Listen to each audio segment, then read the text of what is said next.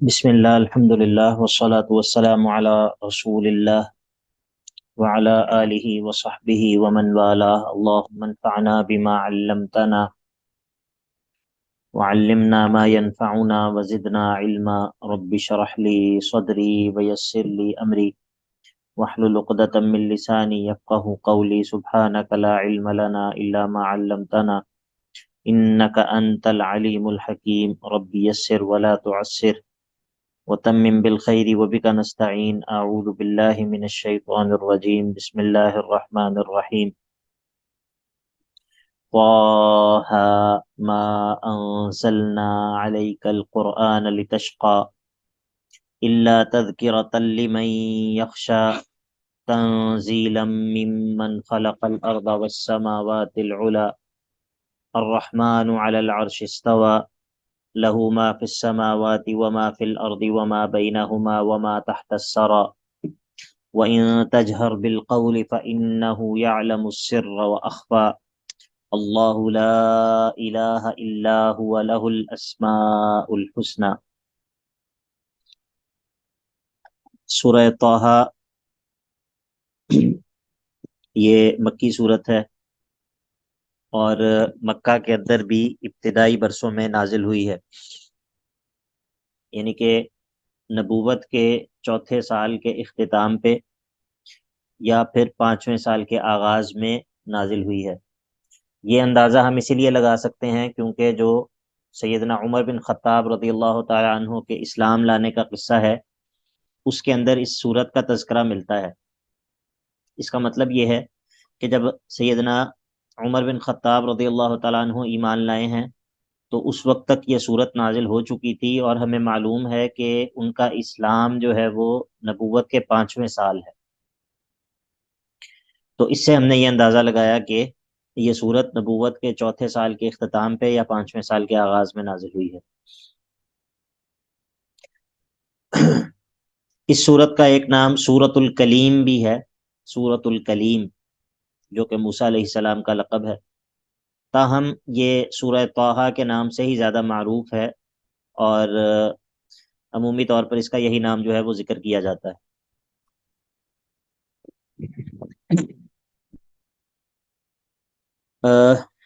اس صورت کا سورہ مریم کے ساتھ جو ربط ہے وہ کئی اعتبار سے ہے۔ مثال کے طور پر سورہ مریم کے اختتام پہ کہا تھا فَإِنَّمَا يَسَّرْنَاهُ بِلِسَانِكَ لِتُبَشِّرَ بِهِ الْمُتَّقِينَ، بے شک ہم نے اس کتاب کو آپ کی زبان پر آسان کر دیا ہے تاکہ آپ متقین کو اس کے ذریعے خوشخبریاں سنا دیں۔ اور یہاں پر آغاز میں کہا ما انزلنا علیک القرآن لتشقى، ہم نے آپ پر یہ قرآن اس لیے نازل نہیں کیا کہ آپ مشقت میں پڑ جائیں۔ اسی طرح اس صورت کے آخر میں کہا تھا وَكَمْ أَهْلَكْنَا قَبْلَهُمْ مِنْ قَرْنٍ، ہم نے کتنی ہی بستیاں ان سے پہلے ہلاک کی ہیں۔ تو اس صورت کے اندر فرعون اور اس کی قوم کی ہلاکت کا تذکرہ جو ہے وہ ہو جائے گا۔ اور اسی طرح کئی اعتبار سے ربط ہے دونوں صورتوں کا۔ اسی طرح ایک ربط یہ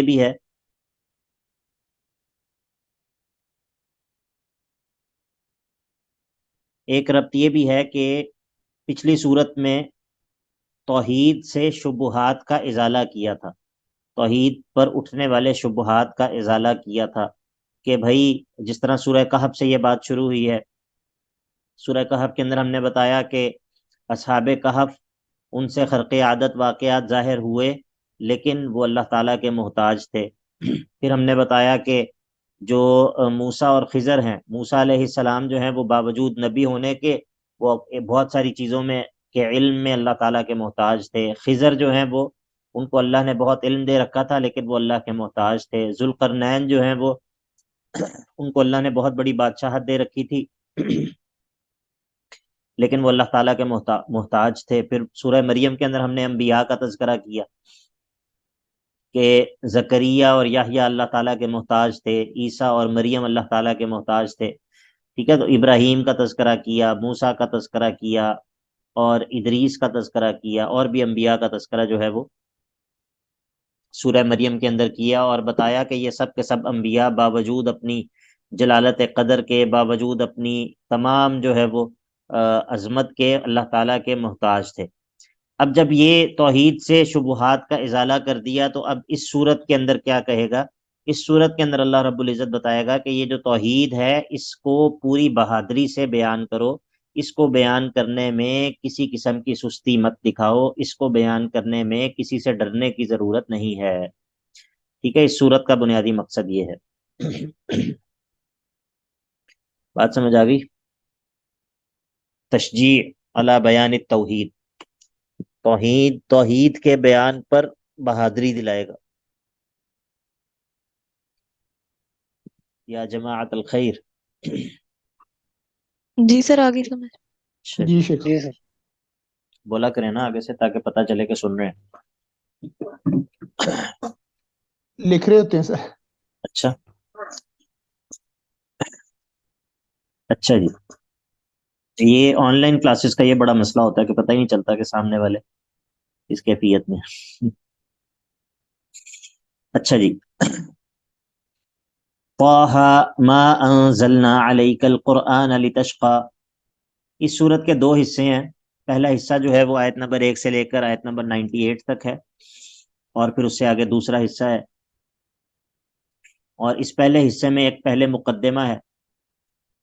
پہلا مقدمہ جو ہے وہ پہلی 8 آیات پر مشتمل ہے، پہلی 8 آیات پر مشتمل ہے مقدمہ۔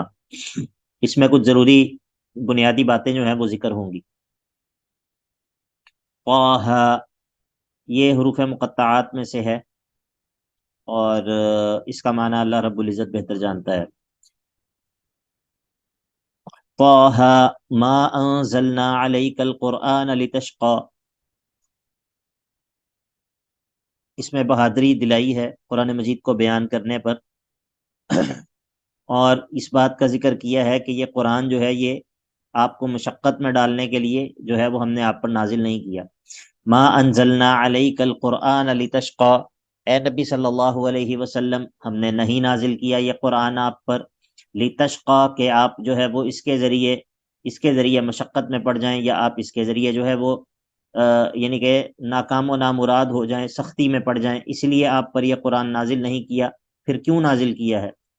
اس کو بیان کرنے کا مقصد یہ ہے کہ اللہ، مگر یہ نازل کرنا اسی لیے ہے کہ تذکرتاً، یہ نصیحت بن جائے، تذکر کا مقصد حاصل ہو جائے، اس کے ذریعے نصیحت حاصل کر لی جائے۔ نصیحت یہ ثابت ہو جائے کس کے لیے؟ لمن یخشا، اس شخص کے لیے کہ جو خشیت رکھتا ہے۔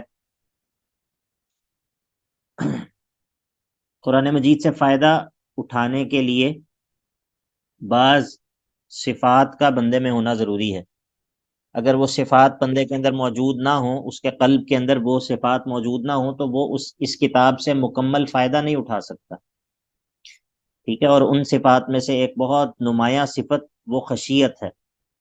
جس دل کے اندر خشیت نہ ہو وہ اس کتاب سے مکمل فائدہ نہیں اٹھا سکتا، کامل انتفاع نہیں ہو سکتا، بلکہ بعض دفعہ انسان اسی کتاب کے ذریعے گمراہ بھی ہو جاتا ہے۔ اسی کتاب کے ذریعے، یعنی کہ کسی شخص کے پاس قرآن مجید کا موجود ہونا، اس سے یہ لازم نہیں آتا کہ وہ اس قرآن سے فائدہ بھی اٹھا سکتا ہے، یہ ضروری نہیں ہے۔ ٹھیک ہے، جب تک دل کے اندر وہ چند مطلوبہ صفات موجود نہ ہوں تب تک کامل انتفاع جو ہے وہ اس کتاب سے نہیں ہوتا۔ تو الا تذکرۃ لمن یخشی، مگر یہ ایک تو نصیحت ہے اس شخص کے لیے جو کہ خشیت رکھتا ہو۔ اب مزید اس کی عظمت بیان ہوگی، اور ضمنی طور پہ اللہ تعالیٰ کی توحید کی بھی جو ہے وہ بیان ہوگی۔ اللہ اکبر۔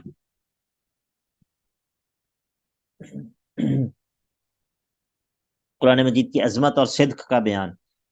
تنزیلاً، اور یہ نازل کردہ ہے کس کی طرف سے؟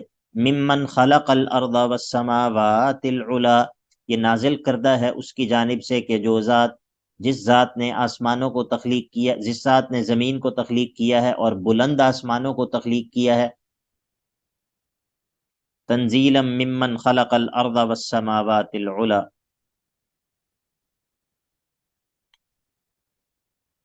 اس آیت کے اندر کتنی چیزیں بیان ہوئی ہیں؟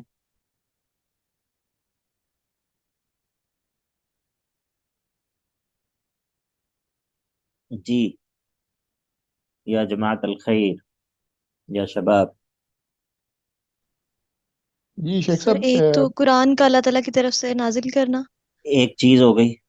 دو. جی. اور اور دوسرا کہ اللہ تعالیٰ نے زمین و آسمان کو تخلیق کیا، اللہ تعالیٰ کی جو ربوبیت ہے اس کو. دو چیزیں ہو گئی. اور بولا اور آسمانوں کی آسمان بلندی بلند کا ہے، آسمانوں کا بلند بلند ہونا. ہونا. بلند ہونا. دیکھیں اس میں سب سے پہلی چیز تو یہ ہے کہ صدق قرآن کا بیان ہے. صدق قرآن کا بیان. صدق قرآن کس طرح ثابت ہو رہا ہے اس آیت سے؟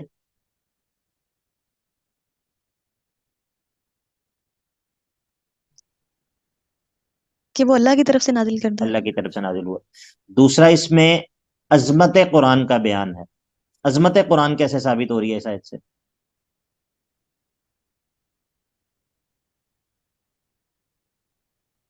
اور اس سے سر اللہ وہ تعالیٰ بھی کی طرف منسوخ کیا گیا نا. نہیں یہ تو بات ہو گئی اللہ تعالیٰ نے نازل کی ہے، لیکن عظمت کیسے بیان ہو رہی ہے اس آیت سے؟ سر بلندی سے. سر جو سماوات الاولیٰ کا ہے وہاں سے پتہ چل رہا ہوگا. ایمن دوبارہ بتائیے آپ کیا کہہ رہی ہیں؟ جی ایمن دوبارہ بتائیے. سر جو سماوات الاولیٰ ہے یعنی آسمانوں کی بلندی کا ذکر ہے، تو اس کا مطلب ہے کہ یعنی قرآن بھی دیکھیں ایک میری بات طرح سنیں. سے بلندیوں کے مقام سے ہے. دیکھیں میری بات سنیں. بات یہ ہے کہ اگر یہ کہا جائے تنزیلا من اللہ، تنزیلا من اللہ، اس جملے میں اور اس جملے میں کہ تنزیلا من خلق الارض والسماوات العلی، ان دونوں جملوں کا سے جو مراد ہے، مراد کیا اس میں فرق ہے؟ من خلق السماوات، من خلق الارض والسماوات العلی، وہ اور اللہ کیا دونوں ایک نہیں ہیں؟ سر جی ہے، ایک. لیکن وہ جب سماوات الاولیٰ کا ہے وہ اس میں تھوڑی آسمانوں کی جس طرح بلندی ہے، تو پھر وہ جس طرح لوح محفوظ میں ایک جی میری قرآن کو بات سن پہلے لیں، رکھا بات سن گیا لیں، اور میری پھر بات سن زمین لیں، پہ اتارا گیا، تو بات سن لیں، بات سن لیں، شاید اس کی طرف اشارہ ہو. بات سن لیں، بات سن لیں. میں یہ عرض کر رہا ہوں کہ من خلق الارض والسماوات العلی، وہ جس نے آسمانوں کو، بلند آسمانوں کو اور زمین کو پیدا کیا ہے، وہ اور اللہ کیا یہ دونوں ایک نہیں ہیں؟ جی سر. ایک ہی ہے نا.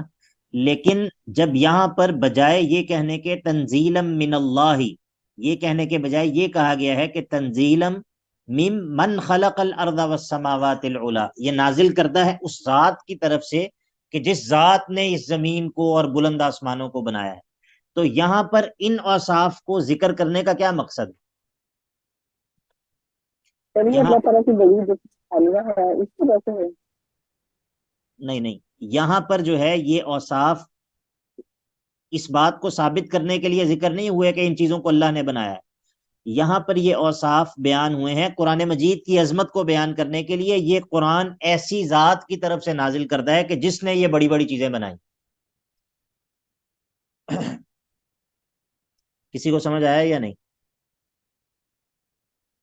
جی شیخ صاحب. سر ایک دفعہ ریپیٹ کریے گا یہ دیکھیں میری سینٹینس بات جو بھی سنیں، آپ نے بولا. میں نے یہ عرض کی ہے کہ یہاں پر اس آیت کے اندر یہ جو اوصاف بیان ہوئے ہیں، اس آیت کے اندر جو یہ اوصاف ذکر ہوئے ہیں، یہاں پر یہ اوصاف قرآن مجید کی عظمت کے بیان کے لیے ذکر ہوئے ہیں.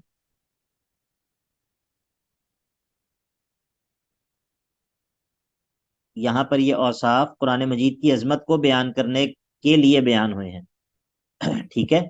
مثلا یہ یہاں پر اگر یہ کہا جاتا کہ یہ کتاب ہے جو اللہ کی طرف سے نازل کردہ ہے تو تب بھی بات یہی تھی. لیکن جب یہ کہا کہ یہ ایسی ذات کی طرف سے نازل کردہ ہے کہ جس نے زمینوں کو بنایا ہے، بڑے بڑے آسمانوں کو بنایا ہے، تو اس میں قرآن مجید کی تعظیم مقصود ہے کہ یہ اللہ، یہ یعنی کہ ایسی ذات کا نازل کردہ ہے کہ جو ذات اتنے بڑے بڑے کام کرنے والی. نہیں نہ سمجھ آیا؟ جی سر آگے سمجھ. آگے کوئی ہے جس کو نہیں آیا سمجھ؟ سر آ گیا. آگے چلیں الحمدللہ. جی باقی لوگوں کو احسان الہی بھائی.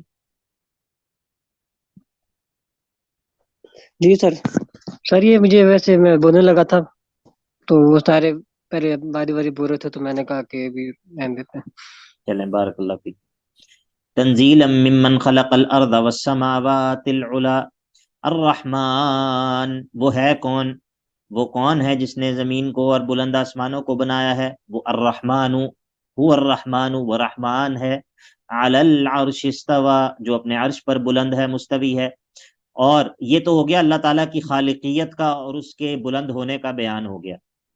اللہ تعالیٰ کی خالقیت اور اس کا بلند ہونا اپنی مخلوق پر، اس کا بیان ہو گیا. اب اللہ تعالیٰ کی مالکیت کا بیان ہے. لہو ما فی السماوات و ما فی الارض، اسی کی ملکیت ہے، اسی کی ملکیت ہے. ما فی السماوات، جو کچھ بھی آسمانوں میں ہے، وما فی الارض، اور جو کچھ بھی زمین میں ہے، وما بینہما، اور جو کچھ ان دونوں کے درمیان ہے، وما تحت الثری، اور جو ساتوں زمینوں کے نیچے ہے، وہ سب کچھ بھی سارے کا سارا اسی کی ملکیت ہے اور اس میں اسی کا تصرف چلتا ہے. پہلے خالقیت کا بیان کیا، اب جو ہے وہ مالکیت کا بیان ہو گیا.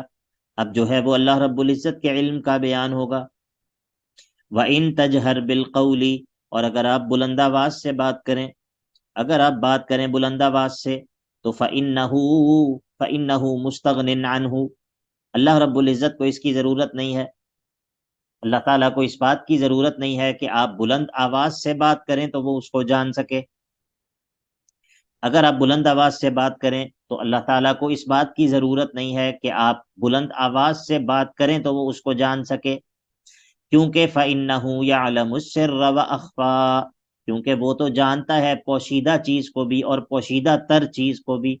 ایک ہے السر، جو پوشیدہ چیز ہوتی ہے، اور وَأَخْفَى، اور وہ چیز جو اس پوشیدہ چیز سے بھی زیادہ پوشیدہ ہوتی ہے، زیادہ مخفی ہوتی ہے، وہ تو ان باتوں کو بھی جانتا ہے. تو آپ کا بلند آواز سے بات کرنا یہ نہیں ہے کہ اللہ رب العزت پھر اس بات کو جان سکتا ہے. اگر آپ بلند آواز سے بات نہ کریں تو اللہ رب العزت پر وہ مخفی رہ جائے گی. نہیں نہیں، ایسی بات نہیں ہے. اللہ تعالیٰ کے علم کا حال یہ ہے کہ وَإِن تَجْهَرْ بِالْقَوْلِ فَإِنَّهُ يَعْلَمُ السِّرَّ وَأَخْفَى، اللہ رب العزت جو ہے وہ پوشیدہ کو بھی جانتا ہے اور پوشیدہ تر کو بھی جانتا ہے. ایک ہے کہ میں کان میں کسی کے کوئی بات کر دوں، ہاں، کان میں نے آپ سے کوئی بات کر دی تو یہ پوشیدہ چیز ہے. اور ایک ہے کہ جو میرے دل کے اندر خیال ہے. کیا یہ دونوں ایک جتنے پوشیدہ ہیں، ایک جتنے مخفی ہیں؟ نہیں سر. الگ الگ ہے. ہاں جی. تو فرمایا فَإِنَّهُ يَعْلَمُ السِّرَّ وَأَخْفَى. اللہ اللہ، بات سمجھ آئی کہ نہیں؟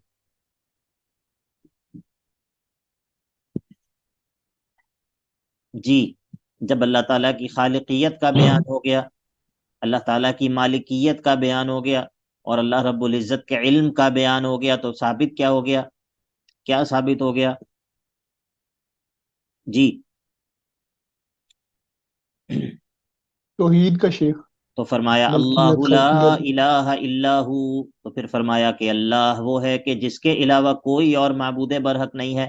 لہ الاسماء الحسنی، یہ بڑی بڑی جو صفات ہیں، یہ جو اسماء الحسنی سے مراد وہ تمام صفات ہیں جو کہ ایک معبود میں ہونی چاہیے.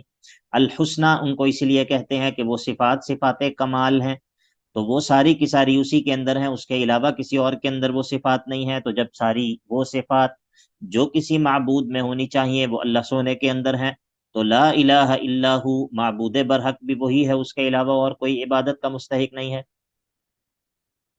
یہ سورت کا مقدمہ ہے. ٹھیک ہے، اس میں بنیادی کچھ چیزیں بیان ہو گئی ہیں. اس میں قرآن مجید کو بیان کرنے پر ترغیب اور اس کا مقصد بیان کر دیا، اس کی عظمت کا ذکر کر دیا، اور ضمنی طور پر اللہ تعالیٰ کی توحید کو بھی بیان کر دیا. اللہ اکبر کبیرہ. اب جو ہے وہ یہاں سے جو ہے وہ موسیٰ علیہ السلام کا تذکرہ شروع ہوگا، اور اس میں 6 مقامات ہیں. 6 مقامات ہیں. پہلا مقام جو ہے وہ آیت نمبر 9 سے لے کر آیت نمبر 24 تک ہے.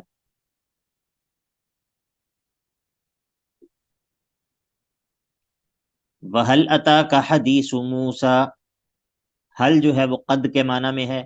حل جو ہے وہ بہت دفعہ قد کے معنی میں استعمال ہوتا ہے. وَهَلْ أَتَاكَ حَدِيثُ مُوسَى، یعنی کہ وَقَدْ أَتَاكَ حَدِيثُ مُوسَى، یقیناً آپ کے پاس موسیٰ کی حدیث، موسیٰ کا تذکرہ جو ہے وہ آ گیا ہے۔ وہ ہے کیا؟ یہ قصہ جو ذکر ہو رہا ہے موسیٰ علیہ السلام کا، یا کیوں ذکر ہو رہا ہے، کس مقصد سے ذکر ہو رہا ہے؟ کہانی سنانا مقصد ہے صرف، یا کیا مقصد ہے؟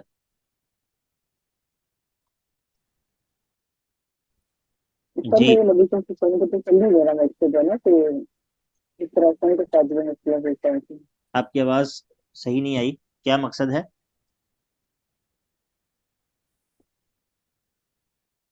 سر آپ صلی اللہ علیہ وسلم کو تسلی دینا مقصد ہے۔ تسلی دینا۔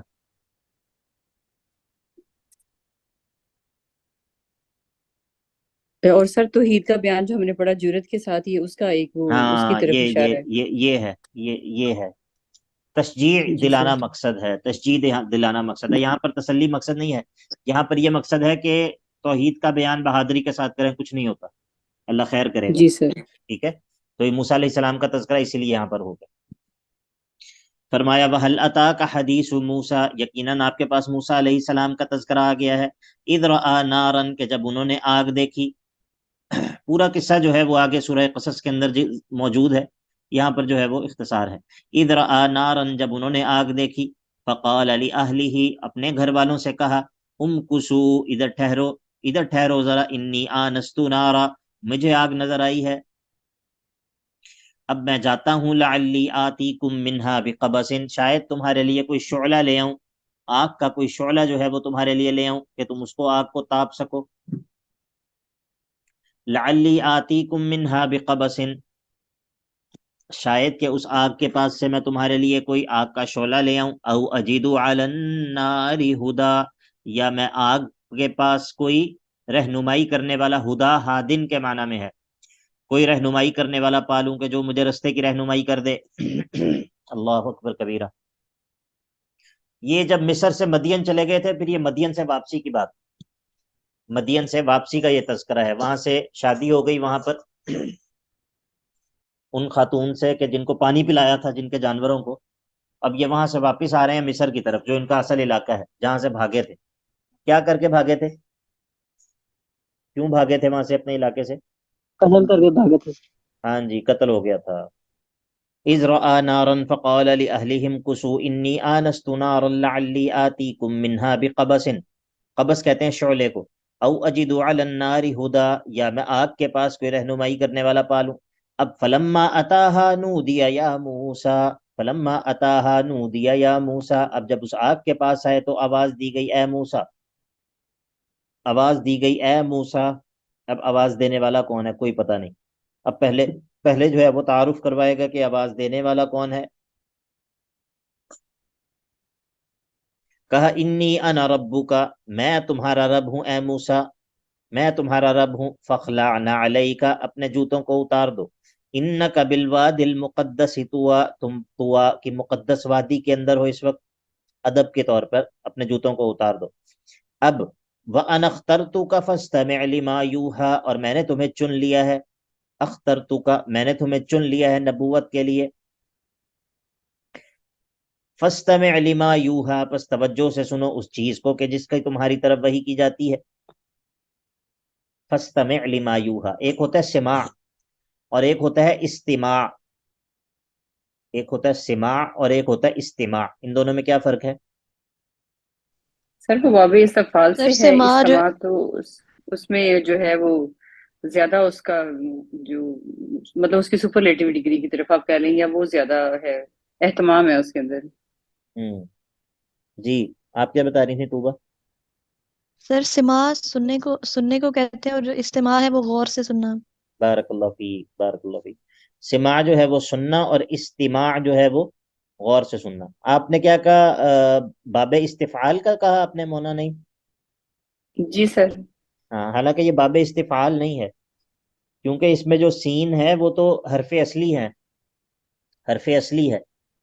باب استفعال کے اندر جو ہے وہ سین جو ہوتا ہے وہ حرف اصلی نہیں ہوتا، وہ الگ ہوتا ہے، مثلا جی آپ جی کہتے وہ ہیں ایسا ہوتا استفعال، ہے جی۔ ٹھیک ہے، یہ باب جی جی افتعال ہے، افتعال، افتعال ہے، جی سر، جی افتعال ہے، جی۔ استفعال نہیں ہے، یہ تو عموماً اس غلطی میں لگ بھی سر جاتی ہے۔ یہ، ہاں جی، اور اس میں یہ وہ مطلب جو اس کا کیا اہتمام کا جو ہے وہ مطلب پایا جی جی جاتا جی ہے جی، بارک اللہ۔ اختیار میں. جی سر.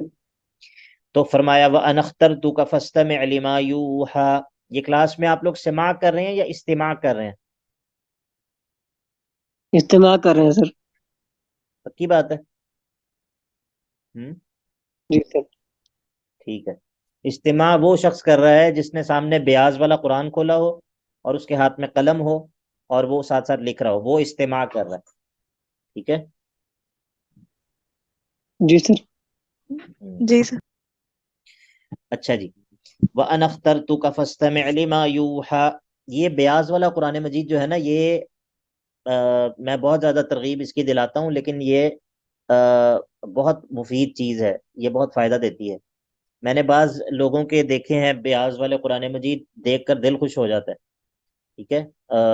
خاص طور پہ خواتین جو بیاض تیار کرتی ہیں، بعض میں نے دیکھا الہدا کی اسٹوڈنٹس کا یا مختلف جگہوں پر پڑھنے والی بعض خواتین کا، ایک جگہ پہ میں نے دیکھے بیاض، تو مطلب دیکھ کے تو ایسے دل خوش ہو جاتا ہے، کیونکہ خواتین کو ذرا اسٹیٹک سینس بھی ان کی بڑی اچھی ہوتی ہے.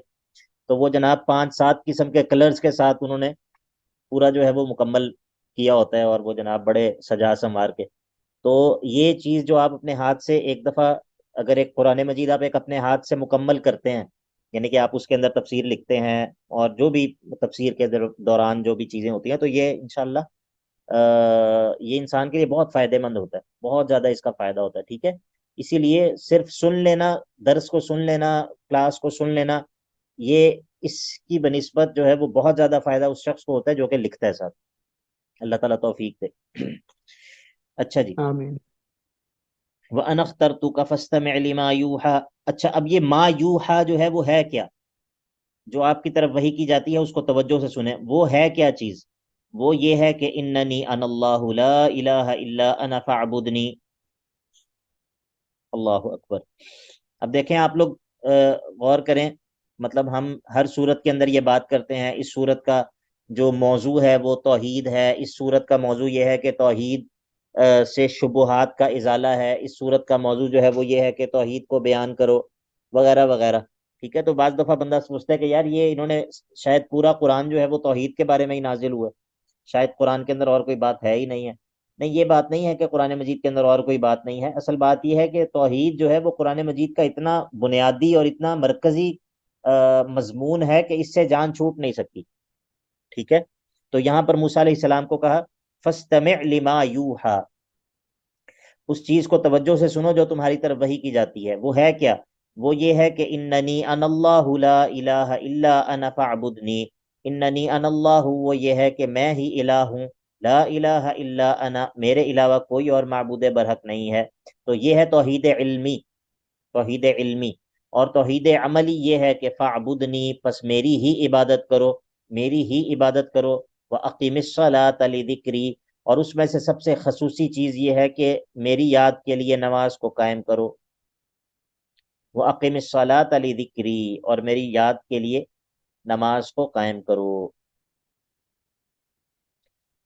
یہ جو وَأَقِمِ الصَّلَاةَ لِذِكْرِي ہے، یہ لِذِكْرِي کا معنی کیا ہے؟ اس میں مختلف اقوال ہیں. اس کا ایک معنی تو یہ ہو سکتا ہے کہ لِذِكْرِي یہ توحید مراد ہے، کہ توحید کے لیے، توحید کے اس بات کے لیے نماز کو قائم کرو تاکہ توحید کا جو ہے وہ تم اپنے عمل کے ذریعے اس کی گواہی دے سکو. اسی طرح ایک معنی یہ ہو سکتا ہے کہ وَأَقِمِ الصَّلَاةَ لِذِكْرِي، میرے یعنی کہ اس لیے نماز کو قائم کرو کہ میں تمہارا ذکر کروں. لِذِكْرِي، کہ میں ذکر کروں تمہارا، میرے تمہیں ذکر کرنے کی خاطر نماز کو قائم کرو. یا پھر تم میرا ذکر کرو، اس کام کے لیے نماز کو قائم کرو کہ تم نماز میں میرا ذکر کر سکو. یہ بھی معنی بن سکتا ہے. اور بھی اس کے معنی علماء نے بیان کیے ہیں. مثلا یہ کہتے ہیں کہ اگر نماز انسان کو بھول جائے تو جو ہی انسان کو یاد آئے، انسان جو ہے وہ نماز کو ادا کر لے. تو اس کے معنی کے اندر مختلف جو ہے وہ باتیں ہیں. اس وقت کلاس کے اندر کوئی ایسا بندہ ہے، کوئی ایسا طالب علم ہے کہ جس کو میں نے اسائنمنٹ اسائن نہ کی ہو؟ جی شیخ صاحب، میں ہوں. اچھا، آپ نے مجھے میسج کیا تھا؟ شیخ صاحب میں بھول گیا، میں ابھی کرتا ہوں. ہاں چلیں، آپ مجھے میسج کر دیں تاکہ پھر میں جو ہے نا وہ آپ کو انشاءاللہ. جی. چلیے. باقی تو میرا خیال ہے سب لوگوں کو بتا دیا تھا میں نے. اچھا جی، اب وَأَقِمِ الصَّلَاةَ لِذِكْرِی، اب یہ ہے کہ توحید کا بیان تو ہو گیا، توحید کا مسئلہ تو بیان ہو گیا. اب یہ ہے کہ یہ جو توحید ہے اس کا فائدہ صرف دنیا میں نہیں ہے بلکہ اس کا فائدہ جو ہے وہ آخرت میں بھی ہے. تو اب جو ہے وہ آخرت کا تذکرہ، ان الساعۃ آتیۃ اکاد اخفیہا، اور بے شک قیامت جو ہے وہ آنے ہی والی ہے، اکاد اخفیہا، میں اس کو چھپانے والا ہوں، میں بھی اس کو چھپا رہا ہوں. لتجزا، تاکہ بدلہ دے دیا جائے، کل نفس، ہر نفس جو ہے وہ بدلہ دے دیا جائے، بما تسعى، اس چیز کا، بما تسعى، اس چیز کا کہ جو اس نے کمائی ہے، جو اس نے کوشش سعی کی ہے، وہ اس کا بدلہ جو ہے وہ ہر نفس کو دے دیا جائے. اللہ اکبر کبیرہ. فلا یصدنک عنہا من لا یؤمن بها واتبع هواه فتردى، فلا یصدنک عنہا، تو پس ہرگز نہ روکے آپ کو، عنہا، اس وحی کو بیان کرنے سے، فلا یصدنک عنہا، تو پس ہرگز نہ روکے آپ کو اے موسیٰ، عنہا، اس وحی کو بیان کرنے سے، من لا یؤمن بها، وہ شخص کے جو اس پر ایمان نہیں رکھتا، اس وحی پر. فلا یصدنک عنہا، تو پس ہرگز نہ آپ کو روکے نہیں، عنہا،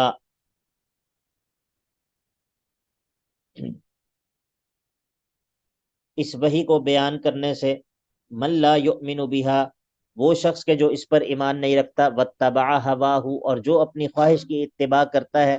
تو اگر اس نے آپ کو جو ہے وہ اس وحی کے بیان سے روک لیا اور آپ جو ہے وہ اس کے روکنے پر رک گئے، تو فتردا، تو پس آپ ہلاک ہو جائیں گے.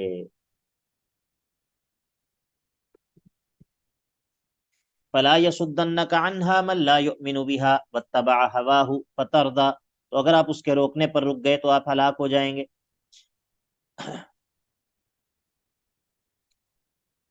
یہ اس کا مقصد جو ہے وہ ترغیب ہے، تشجیع دلانا ہے، بہادری دلانا ہے.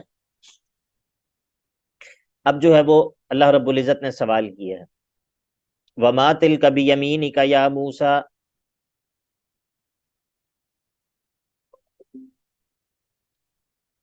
وما تلک بیمینک یا موسیٰ، اور یہ تمہارے دائیں ہاتھ میں کیا ہے اے موسیٰ. سوال جو ہے، سوال کس لیے کیا جاتا ہے؟ سوال کا کیا مقصد ہوتا ہے؟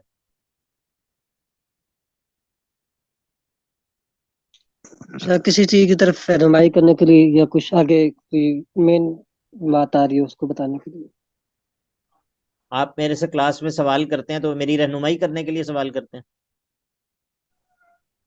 نہیں سر، ہم تو اپنی رہنمائی کے لیے کرتے ہیں. نہیں، پھر سوال کا جو اصل مقصد کیا ہوتا ہے؟ بنیادی طور پر سوال کا کیا مقصد ہے؟ سر پوچھنا، سر کچھ مطلب لا پوچھنا علمی. مقصد ہوتا ہے. سوال کا بنیادی طور پر مقصد ہوتا ہے کوئی ایسی چیز جاننے کے لیے، جاننا جو پہلے بندے کو معلوم نہ ہو. سوال کا بنیادی مقصد یہ ہوتا ہے. ٹھیک ہے، طلب شیء مجہول وقت السؤال، اس چیز کے بارے میں پوچھنا کہ جو سوال کرتے وقت انسان کو معلوم نہ ہو. بنیادی مقصد سوال کا یہ ہوتا ہے. تو اللہ رب العزت جو ہے وہ موسیٰ علیہ السلام سے کیوں پوچھ رہا ہے، وما تلک بیمینک یا موسیٰ؟ کیا اللہ رب العزت کو معلوم نہیں ہے؟ ابھی تو پیچھے ہم نے اللہ تعالیٰ کے علم کا بیان کیا ہے. کیا خیال ہے؟ سر یہاں پہ توجہ دلانے کے لیے. توجہ دلانے کے لیے. اس کا مطلب ہے کہ سوال جو ہے وہ اور بھی کئی مقاصد ہیں جن کے لیے سوال کیا جاتا ہے. ٹھیک ہے، اور بھی کئی مقاصد ہیں جن کے لیے سوال کیا جاتا ہے. یہ لیکن یہ ہے کہ سوال کا اصل مقصد وہی ہوتا ہے جو کہ میں نے پہلے ذکر کیا. وما تلک بیمینک یا موسیٰ، یہ آپ کے دائیں ہاتھ میں کیا ہے اے موسیٰ. قال، موسیٰ علیہ السلام نے کہا، ہی عصای، یہ میرا ڈنڈا ہے. اتوکأ علیہا، میں اس پر ٹیک لگاتا ہوں. واہش بها علی غنمی، اور میں اس کے ذریعے اپنی بکریوں کے لیے جو ہے وہ پتے وغیرہ جھاڑ لیتا ہوں. ولی فیہا مآرب اخری، اور میرے لیے اس میں، یعنی کہ اس ڈنڈے کے اندر اور بھی کئی مقاصد ہیں. اور بھی کئی فوائد ہیں جو مجھے اس ڈنڈے کے ذریعے حاصل ہو جاتے ہیں. قال القها یا موسیٰ، اور وہ کون سے فوائد ہیں جو کہ ڈنڈے کے ذریعے حاصل ہوتے ہیں بندے کو؟ اپنا تحفظ کرنا بھی، اپنا تحفظ کرنا، اور باقی تو حضرت موسیٰ نے یہاں پہ بیان کاری دیا ہے بکریوں کے چارے کے لیے اور ٹیک لگانے کے لیے. ہم، اور سر کسی کے مطلب کسی کو مارنے کے لیے، پٹائی کرنے کے لیے. پٹائی کرنے کے لیے. جی، اور اساتذہ کے لیے تو بڑی ضروری چیز ہے یہ.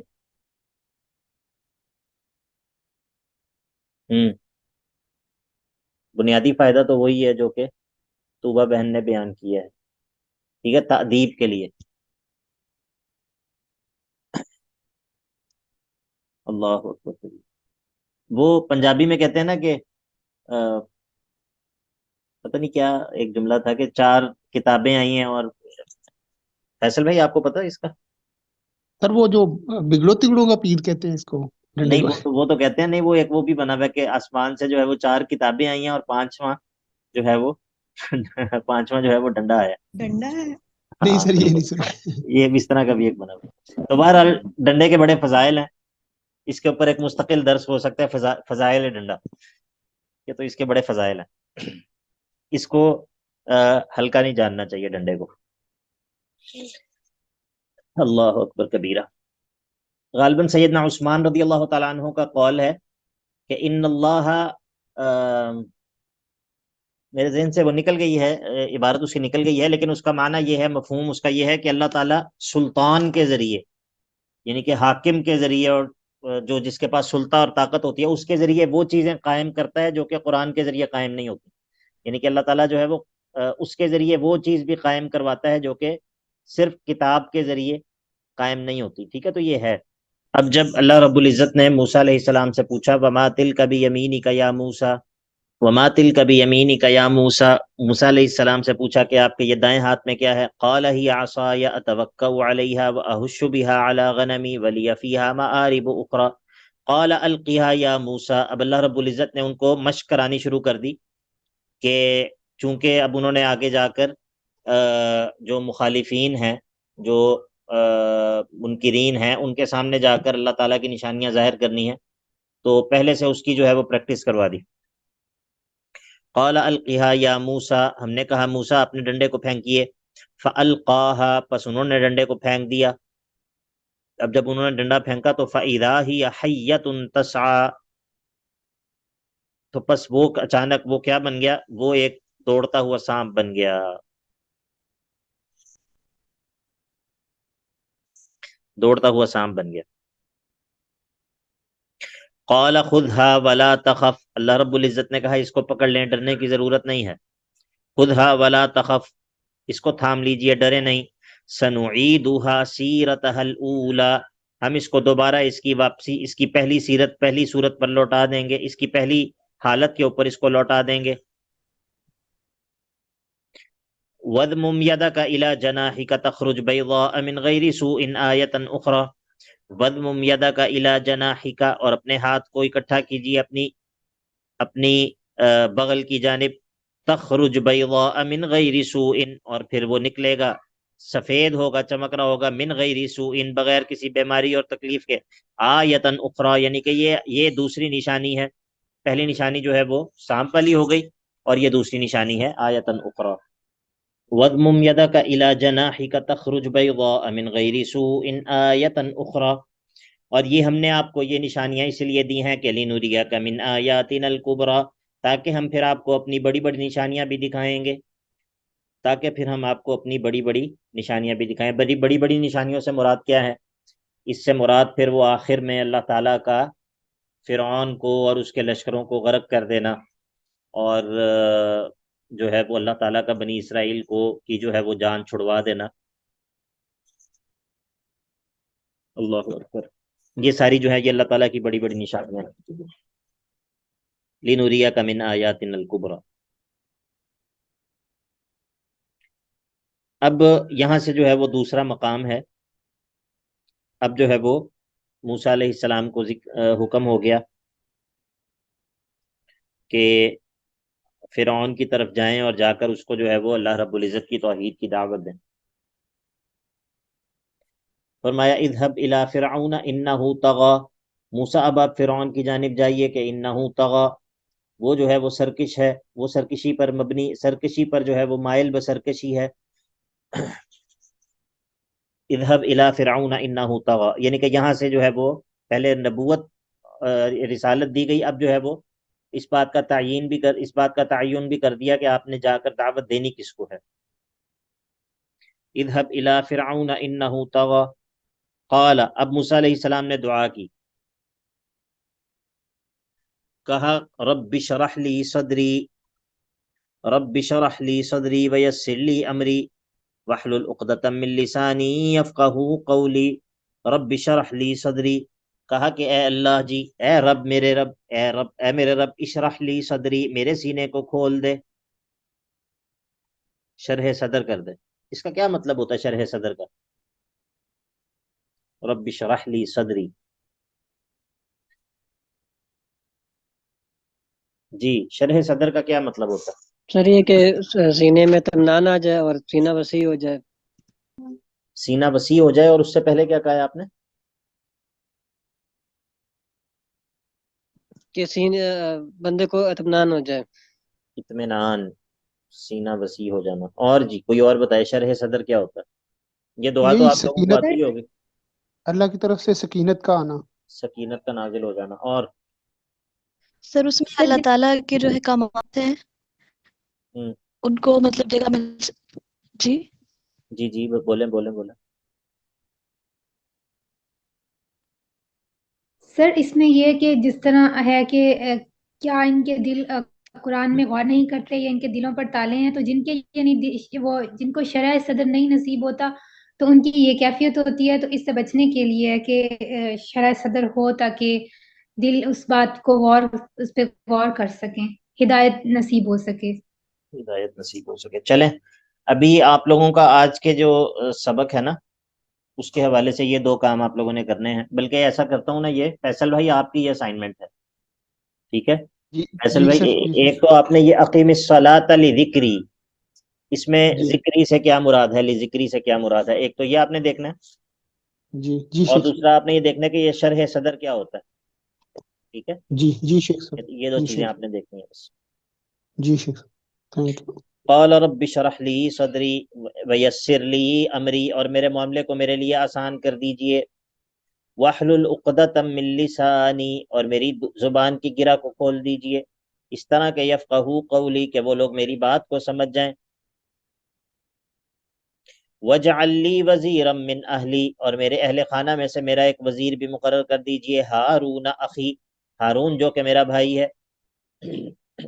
اور اشدد بھی ازری، اور اس کے ذریعے میرے بازو کو مضبوط کر دیجئے. واشرکہ فی امری، اور اس کو میرے معاملے میں میرا شریک کر دیجئے. کئی نسبحک کثیرا، تاکہ ہم آپ کی خوب تسبیح بیان کریں. ونذکرک کثیرا، اور آپ کا خوب ذکر کریں.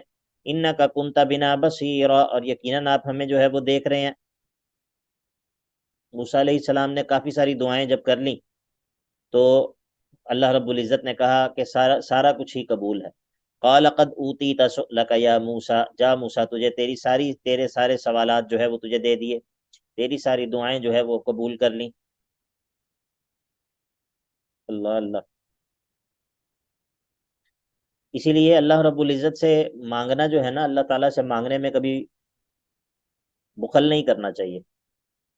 اللہ تعالیٰ سے مانگنے میں کبھی بھی بخل نہیں کرنا چاہیے. ہم میں سے کون ہے جس کو اللہ تعالیٰ کی ضرورت نہیں ہے، جو اللہ تعالیٰ کا محتاج نہیں ہے؟ کوئی بھی نہیں ہے. ٹھیک ہے، ہم میں سے ہر ایک کی پریشانیاں بھی ہیں، ضرورتیں بھی ہیں، حاجتیں بھی ہیں، خواہشات بھی ہیں، اور ہم سب اللہ تعالیٰ کے محتاج ہیں. ٹھیک ہے، تو اللہ تعالیٰ سے مانگنا چاہیے، اور اللہ تعالیٰ سے خوب مانگنا چاہیے، اور زیادہ زیادہ مانگنا چاہیے. جب آپ اللہ تعالیٰ سے مانگیں تو اللہ تعالیٰ کی طرف نگاہ ہونی چاہیے، اپنی طرف نگاہ نہیں ہونی چاہیے. ٹھیک ہے، تو بعض دفعہ، کیونکہ جب بعض دفعہ اللہ رب العزت کبھی دینے پر آتا ہے تو وہ پھر سب کچھ اکٹھا بھی دے دیتا ہے. آپ کو بات سمجھ آئی یا نہیں آئی؟ جی جی شیخ سر صاحب، آپ ہاں، اللہ تعالیٰ سے مانگنا چاہیے. اللہ اکبر۔ قال قد اوتیت سؤلک یا موسیٰ، اے موسیٰ تجھے تمہارا سوال جو ہے وہ دے دیا، سارا کچھ اللہ تعالیٰ نے دے دیا۔ وَلَقَدْ مَنَنَّا عَلَيْكَ مَرَّةً أُخْرَى إِذْ أَوْحَيْنَا إِلَىٰ أُمِّكَ مَا يُوحَىٰ۔ چلیں یہ آگے جو ہے وہ بات لمبی ہے، انشاءاللہ یہ کل پڑھیں گے۔